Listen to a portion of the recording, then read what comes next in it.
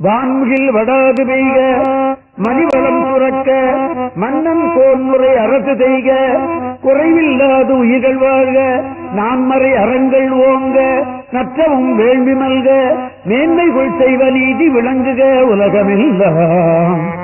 இந்த வான்முகிலை வைத்து பாக்கியெல்லாம் வளர்கிறது. இந்த பாட்டில் அப்படித்தான் வருகிறது.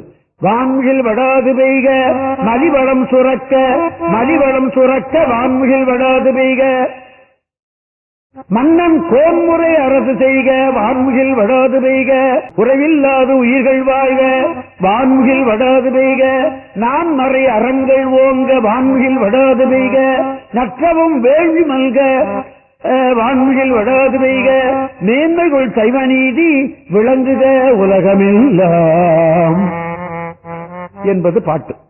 இந்த பாட்டை இப்படி கொண்டு கூட்டி எனக்கு பாடி காட்டினது யாரு தெரியுமா? கிட்டத்தட்ட ஒரு 60 வருஷத்துக்கு முந்தி பழனி மலையில ஈசான சிவாச்சாரியார் என்று ஒருவர் இருந்தார்.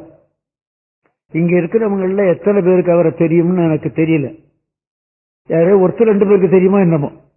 அவர் மேடையில இப்படி உட்கார்ந்தாருன்னா தட்சிணாமூர்த்தியே எழுந்து உட்கார்ந்தது மாதிரி இருக்கும் அவருடைய தோற்றம்.